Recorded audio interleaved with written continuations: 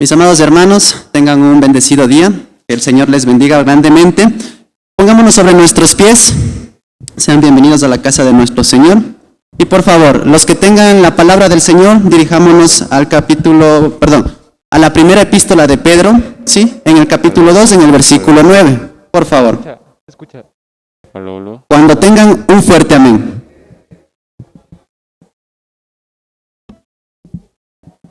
Hola. ¿Amén? ¿Sí? Amén. El tema que le da Pedro a este pequeño mensaje es el pueblo de Dios. Y dice, mas vosotros, primera de Pedro, capítulo 2, versículo 9.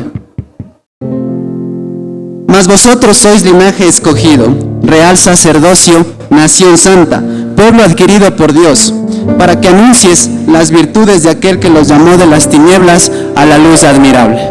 Vamos a orar, mis amados hermanos. Señor, te agradecemos porque en esta mañana, bendito Padre, nos has permitido levantarnos, has permitido, Señor, que nos acerquemos a tu casa, bendito Padre, para adorarte, para alabar tu nombre, bendito Señor. Gracias porque has puesto delante de nosotros la voluntad divina, bendito Padre. Nos has llamado, Señor, como iglesia a pronunciar las virtudes, bendito Señor, de la salvación santa de Cristo Jesús. Te agradecemos, amado Dios. Toma el resto de este día, bendito Padre. En el nombre de Jesús. Amén. Amén. ¿Cuántos estamos dispuestos a alabar el nombre de nuestro Señor? ¿Cuántos trajeron sus manos? Amén. Vamos a adorar el nombre de Dios.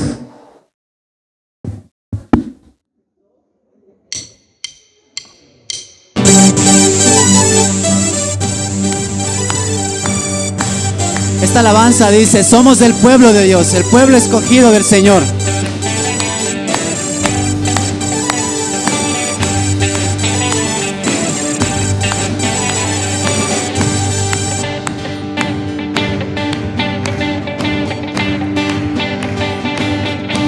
Somos el pueblo de Dios, somos un pueblo especial, llamados para anunciar las virtudes de aquel que nos llamó a su luz. Somos el pueblo de Dios, somos un pueblo especial, llamados para anunciar las virtudes de aquel que nos llamó a su luz. Y llevaremos su gloria a cada pueblo y nación, trayéndoles esperanza y nuevas de salvación. Y su amor nos impulsa, no nos podemos callar, anunciaremos al mundo de su amor y verdad. Amén.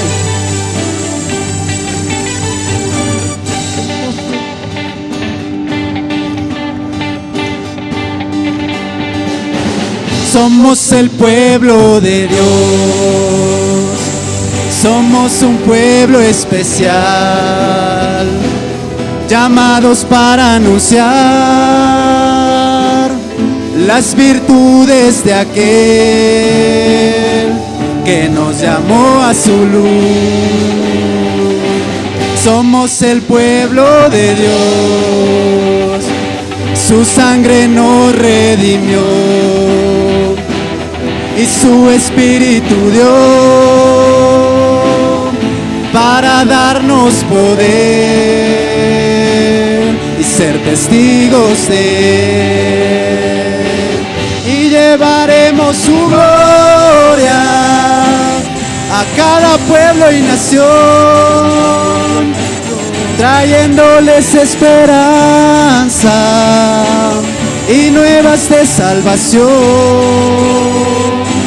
Y su amor nos impulsa, no nos podemos callar, Anunciaremos al mundo de su amor y verdad. Llevaremos su gloria cada pueblo y nación, trayéndoles esperanza y nuevas de salvación. Y su amor nos impulsa, no nos podemos callar. Anunciaremos al mundo de su amor y verdad. Estamos llamados a pronunciar el Evangelio a las naciones y al pueblo santo. Amén. La gloria y la honra sea para nuestro Señor, amados hermanos. El Señor busca adoradores en espíritu y en verdad, un pueblo comprometido con el Señor. Somos llamados a predicar, hermanos. Esta alabanza habla de que nosotros debemos guardar nuestros ojos, nuestros corazones, nuestras manos para el Señor. Amén.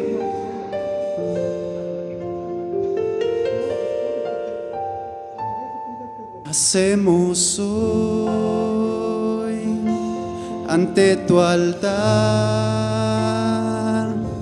un compromiso de vivir en santidad,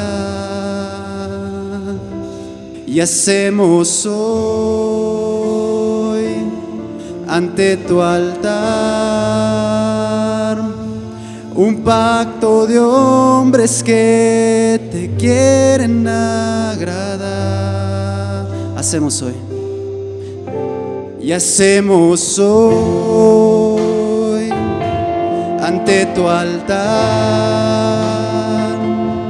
un compromiso de vivir en santidad. Y hacemos hoy ante tu altar un pacto de hombres que te quieren agradar. Con manos limpias, corazón puro para ti, cuidaré mis ojos, cuidaré mis manos, cuidaré mi corazón de todo lo malo, de todo lo vano.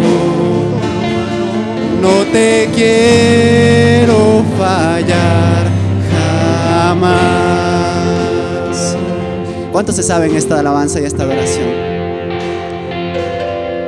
Hacemos hoy ante tu altar un compromiso de vivir en santidad. Y hacemos hoy ante tu altar un pacto de hombres que te quieren agradar.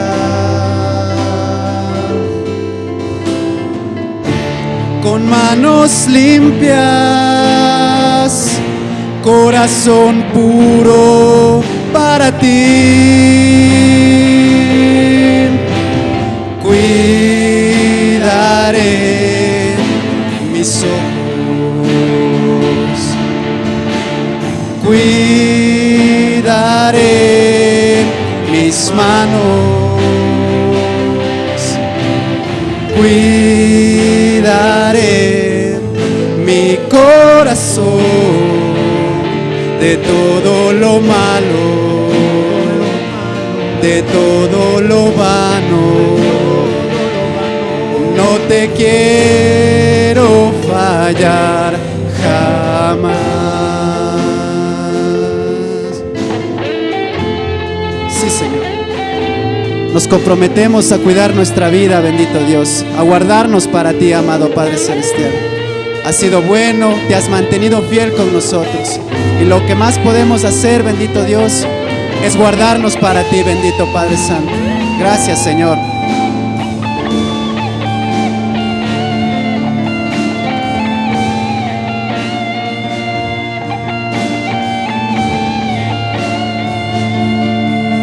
No te quiero fallar jamás. No te quiero fallar jamás. No te quiero fallar jamás.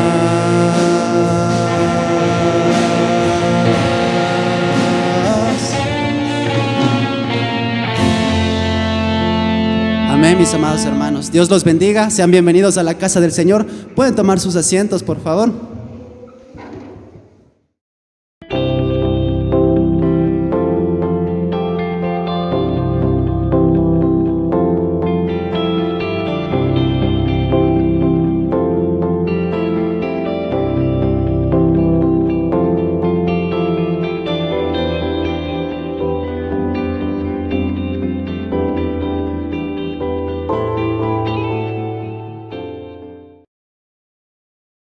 Muy buenos días, mis amados hermanos, que el Señor les bendiga.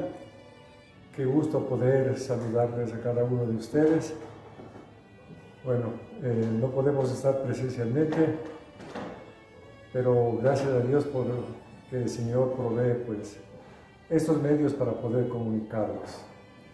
Bueno, hoy vamos a reflexionar sobre un aspecto muy importante de la oración sacerdotal del Señor Jesucristo, sobre la unidad del pueblo de Dios.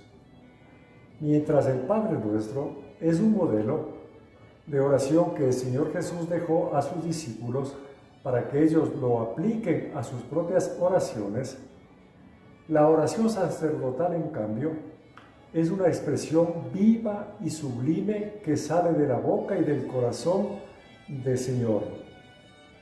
En esta oración podemos apreciar la comunión que el Hijo de Dios tenía cara a cara con su Padre. Ahora, una lectura atenta de los Evangelios nos muestra que los tiempos de oración diarios que tenía el Señor Jesús formaban parte de un conjunto secuencial de 3 disciplinas: de la soledad, en este orden, de la soledad a la comunidad y luego al ministerio. Vayamos por favor por un momento a Lucas, al capítulo 6, desde los versículos 12 hasta el versículo 19. Lucas 6, del 12 al 19.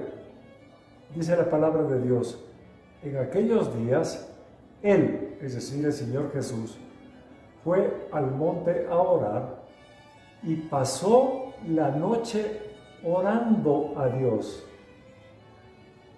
Y cuando era de día, llamó a sus discípulos y escogió a 12 de ellos, a los cuales también llamó apóstoles. Luego, y descendió con ellos y se detuvo en un lugar llano en compañía de sus discípulos y de una gran multitud de gente de toda Judea, de Jerusalén y de la costa de Tiro y de Sidón, que habían venido para oírle y para ser sanados de sus enfermedades. Dice, y los que habían sido atormentados de espíritus inmundos eran sanados, y toda la gente procuraba tocarle, porque poder salía de él y sanaba a todos. Dice un escritor cristiano, Henry Nouwen, que esta es una hermosa historia que se mueve de la noche a la mañana y luego hacia la tarde. Jesús pasó la noche en soledad con Dios. Por la mañana reunió a sus apóstoles alrededor de él y formó una comunidad con sus discípulos más cercanos. Y por la tarde, junto a los apóstoles, predicó la palabra y curó a los enfermos. Observe el orden: de la soledad a la comunidad más cercana de discípulos y luego al ministerio. Entonces, la noche para Jesús era para la soledad, la mañana para la comunidad y la tarde para el ministerio. Ahora bien, en el Evangelio de Juan vemos que estos ciclos diarios también se extendieron a los 3 años del ministerio de Jesús. Los primeros 12 capítulos del Evangelio de Juan describen mayormente la vida ministerial de Jesús entre las multitudes. Los 12 primeros capítulos. A partir del capítulo 13 hasta el capítulo 16, el énfasis cambia. Casi todo lo que Jesús hace está dirigido a sus discípulos. Lo que primero que vemos a partir del capítulo 13 es que Jesús les lava los pies. Luego celebra la Pascua con ellos. A continuación les da un nuevo mandamiento: que se amen los unos a los otros como Él los ha amado. Luego se descubre como el único camino al Padre. Ante el anuncio de su muerte, les promete que no les va a dejar huérfanos, sino que les enviará el Espíritu Santo para que los consuele y guíe hacia la verdad. Luego les dice que si han de llevar fruto, deben permanecer en Él como Él permanece en ellos. Jesús se compara con la vid y a sus discípulos les compara con las ramas, con los pámpanos. Y les dice: separados de mí, nada podéis hacer. Finalmente, no les oculta el hecho de que en el mundo van a tener aflicción, pero les dice que deben confiar en Él porque Él ha vencido al mundo.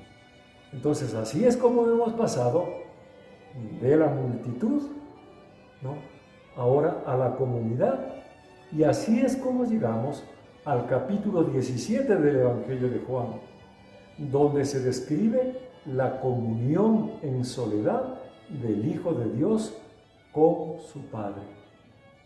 Entonces, otra vez, la soledad es estar con Dios y solo con Dios. Es el lugar donde podemos escuchar la voz de Dios afirmándonos. Entonces, por favor, abra su Biblia en el capítulo 17 del Evangelio de Juan, ¿no? Y vamos a orar. Padre Celestial, en tu palabra encontramos, Señor, un ejemplo hermoso de tu Hijo Jesucristo, quien mantenía una comunión íntima, a solas contigo. Y en esta oración que vamos a reflexionar, Él ruega por sus discípulos. Él está a punto de morir y luego de irse al cielo.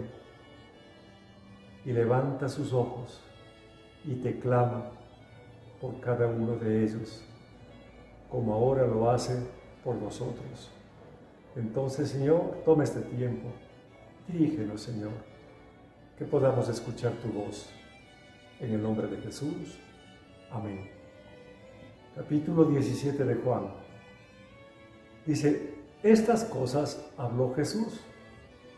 Dice: y levantando los ojos al cielo dijo: Padre, la hora ha llegado. Bueno, pocas veces Juan describe los gestos del Señor.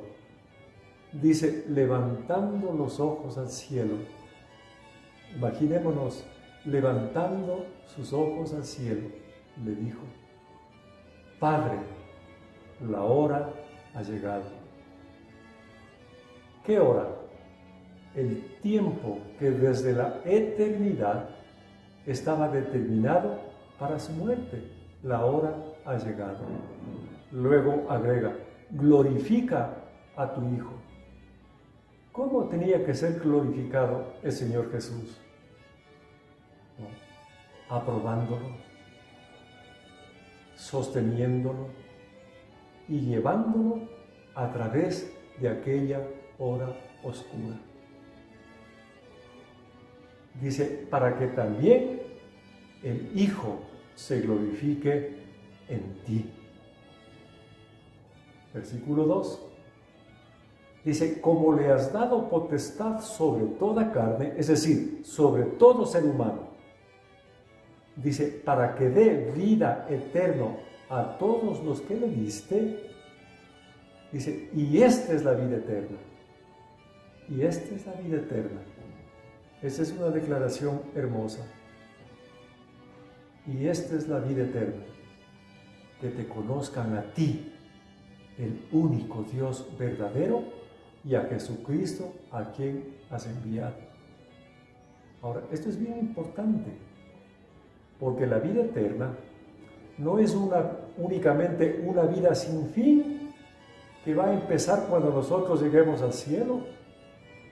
Claro, tiene que ver con eso también, pero aquí la vida eterna empieza cuando Cristo viene a nuestra vida como Señor y Salvador.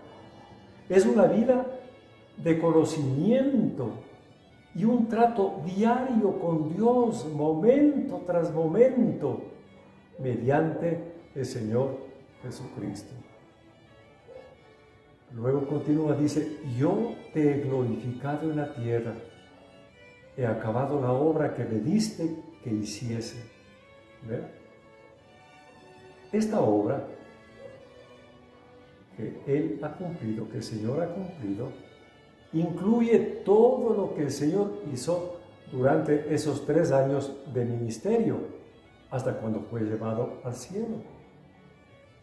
Y dice, ahora pues, Padre, ahora que ha acabado la obra, ahora pues, Padre, glorifícame a tu lado con aquella gloria que tuve contigo antes de que el mundo fuese. Quiero volver a experimentar esa gloria que sentí, que tuve antes de venir a este mundo. He manifestado tu nombre a los hombres que del mundo me diste. Tuyos eran y me los diste y han guardado tu palabra. Ahora han conocido que todas las cosas que me has dado proceden de ti, porque las palabras que me diste les he dado, y ellos las recibieron y han conocido verdaderamente que salí de ti y han creído que tú me enviaste. Yo ruego por ellos, no ruego por el mundo, sino por los que me diste, porque tuyos son. Pastores, líderes, padres de familia, orar de esta manera. Yo ruego por ellos, no ruego por el mundo, sino por los que me diste, porque tuyos son. Hermoso, ¿verdad? Y todo lo mío es tuyo, y lo tuyo, mío, y he sido glorificado en ellos.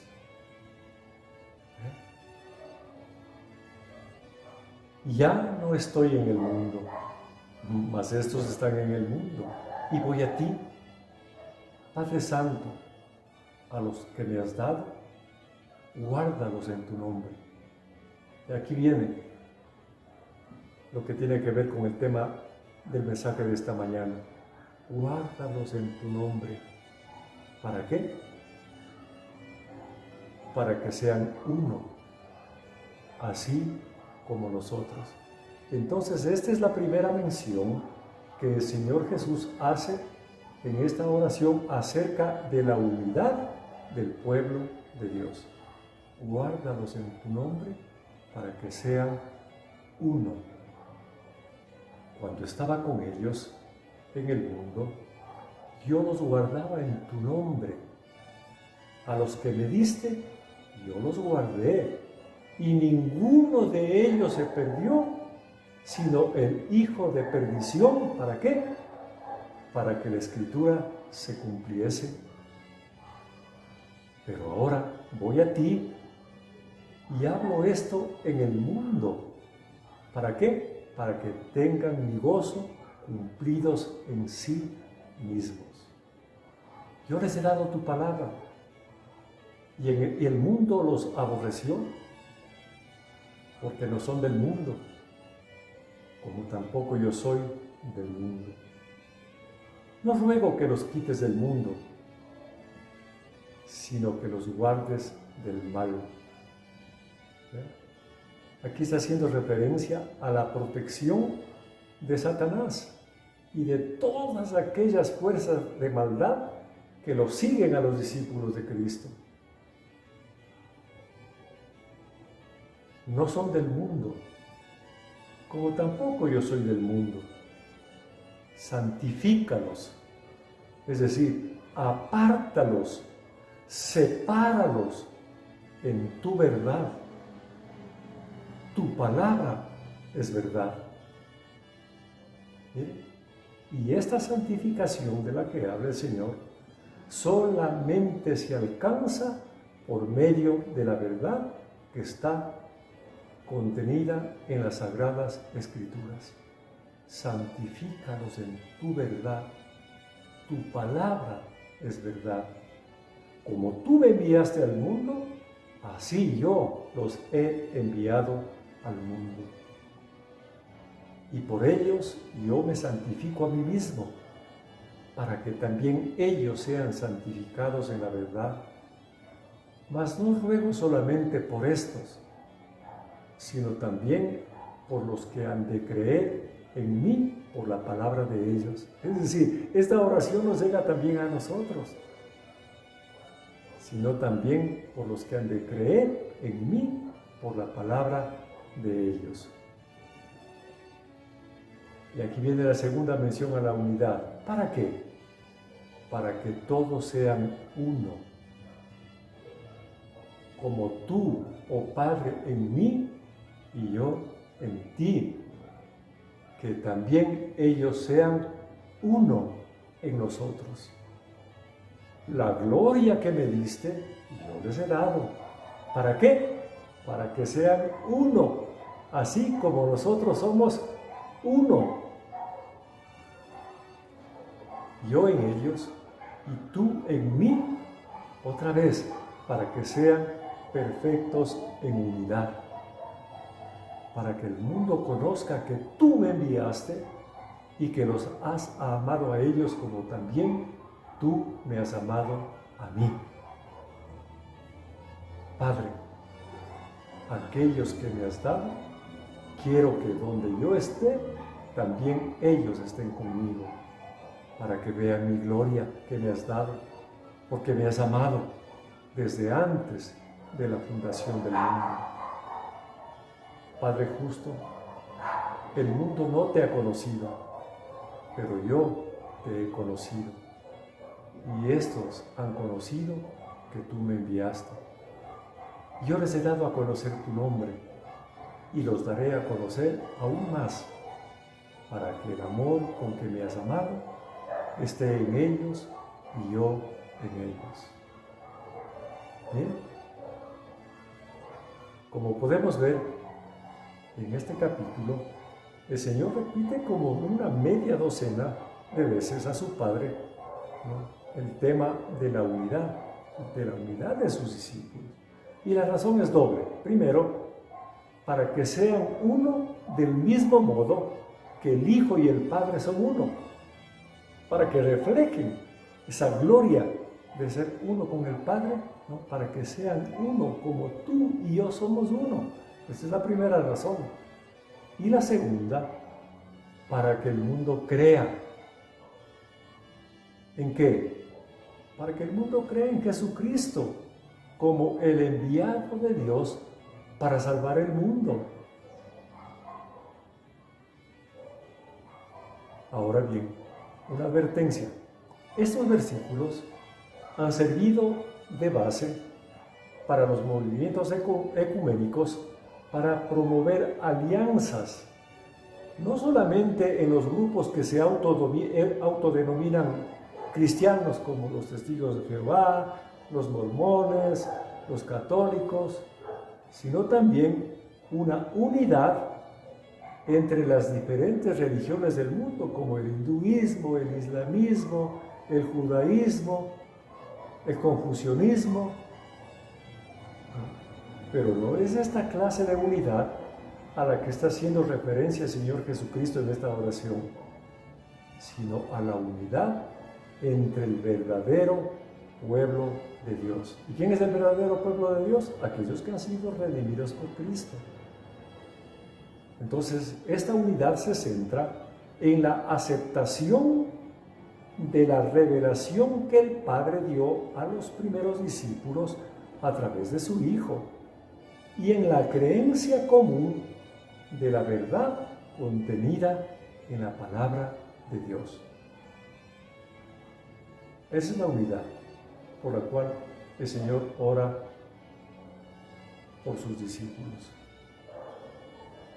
Ahora bien, esta unidad se expresa junto a la pureza. Unidad y pureza son dos cosas que van juntos, porque la unidad y la santidad son las dos grandes características que debe exteriorizar la Iglesia. El mundo debe mirar, observar, experimentar la unidad que existe entre el pueblo de Dios, de la misma manera que debe mirar, experimentar la pureza y santidad del pueblo de Dios. Esta unidad de la Iglesia, por supuesto, debe estar basada también en el amor. Eso es lo que dice Efesios en el capítulo 3, en los versículos 14 y luego desde el 17 al 19. Dice Pablo, escuche por favor, hermano: por esta causa doblo mis rodillas. Ya vamos a ver cuál es esta causa. Por esta causa doblo mis rodillas ante el Padre de nuestro Señor Jesucristo. ¿Para qué? Para que habite Cristo por la fe en vuestros corazones. ¿Mire? Es la oración. Está hablando aquí en plural, no está hablando por un discípulo en particular. No. Doble mis rodillas ante el Padre de nuestro Señor Jesucristo para que habite Cristo por la fe en vuestros corazones, en los corazones de la Iglesia. ¿A fin de qué? Arraigados y cimentados, ¿no? Arraigados como las raíces de un árbol, cimentados como los cimientos de una casa. Eso habla de unidad, ¿no? A fin de que, unidos en amor, seáis plenamente capaces de comprender con todos los santos, cuál sea la anchura, la longitud, la profundidad y la altura, y de conocer el amor de Cristo que excede a todo conocimiento, para que seáis llenos de toda la plenitud de Dios.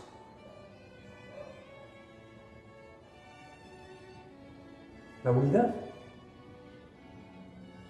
es aquí como un bosque. Los árboles están separados por los troncos, pero están unidos en lo más profundo por las raíces. Y en lo más alto están unidos por las copas. Asimismo, el pueblo de Dios está separado. Usted y yo estamos separados en el tiempo y en el espacio. Pero estamos unidos en lo más profundo, como dice Tito, por el lavamiento de la regeneración y por la renovación en el Espíritu Santo, como las raíces de un árbol o de los árboles de un bosque. Pero también estamos unidos en lo más alto, por nuestros ideales y por nuestras metas comunes. Ahora bien, la unidad es tan importante que el Señor la condena severamente. Vamos a ver solo dos ejemplos. En Romanos 16, 17 dice: y os ruego, hermanos, que vigiléis a los que causan disensiones y tropiezos contra las enseñanzas que vosotros aprendisteis y que os apartéis de ellos. A los que causan disensiones, divisiones, tropiezos, que os apartéis de ellos. Y en Tito: al que cause divisiones, amonéstalo 2 veces y después evítalo. Puedes estar seguro de que tal individuo se condena a sí mismo por ser un perverso pecador. El que causa divisiones, Dios lo ve como un perverso pecador. Ahora, leamos algunos versículos que muestran algunas características de la unidad verdadera. Primero, la unidad produce lealtad entre los miembros del cuerpo de Cristo. Es una característica de la unidad, es la lealtad. Dice Malaquías 2:10. Es una pregunta retórica, dice: ¿no tenemos todos un mismo Padre? ¿Acaso no tenemos todos un mismo Padre? ¿No nos ha creado un mismo Dios? ¿Por qué nos portamos deslealmente unos contra otros, profanando el pacto de nuestros padres? Cuando no hay unidad en el pueblo de Dios, hay deslealtad. Y viceversa, cuando hay unidad en el cuerpo de Cristo, hay lealtad entre sus miembros. Segundo, la unidad produce armonía entre los miembros del cuerpo de Cristo. Salmo 133:1 dice: mirad cuán bueno y cuán agradable es que los hermanos habiten juntos en armonía. En armonía. Tercero, la unidad produce integridad y sanidad entre los miembros del cuerpo de Cristo. El pasaje muy conocido de Santiago, que lo usamos en el Ministerio de Restauración, habla, ¿no?, que la unidad produce integridad y sanidad. Dice: por tanto, confesaos vuestros pecados. Eso es integridad. Confesaos vuestros pecados unos a otros y orad unos por otros. Luego ahí viene la sanidad, para que seáis sanados.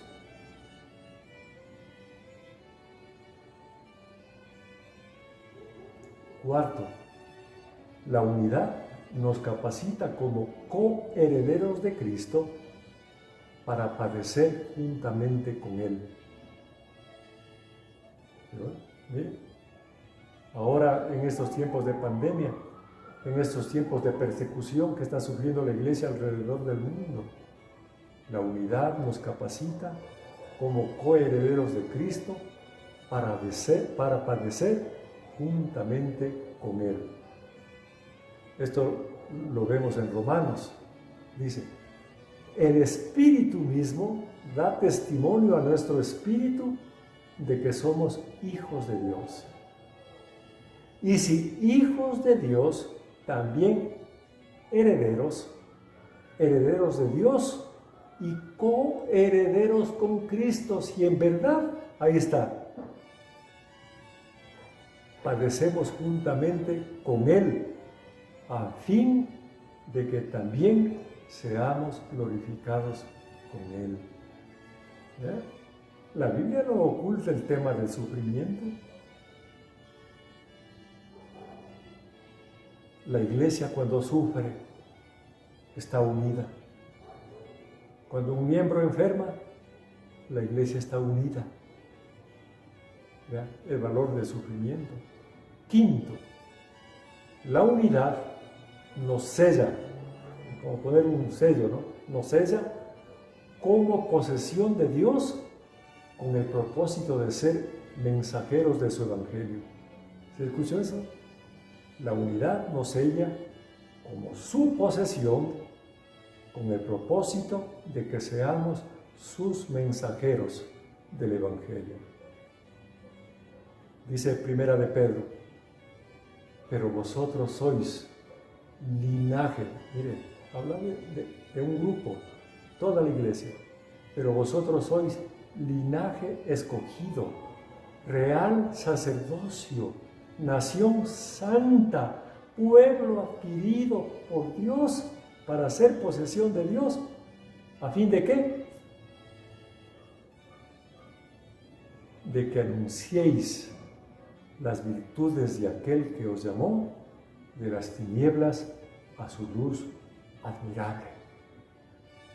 Por último, la verdadera unidad del pueblo de Dios no significa necesariamente que el cristiano tenga que estar físicamente cerca de otros. Repito, usted y yo estamos lejanos en el tiempo y en el espacio.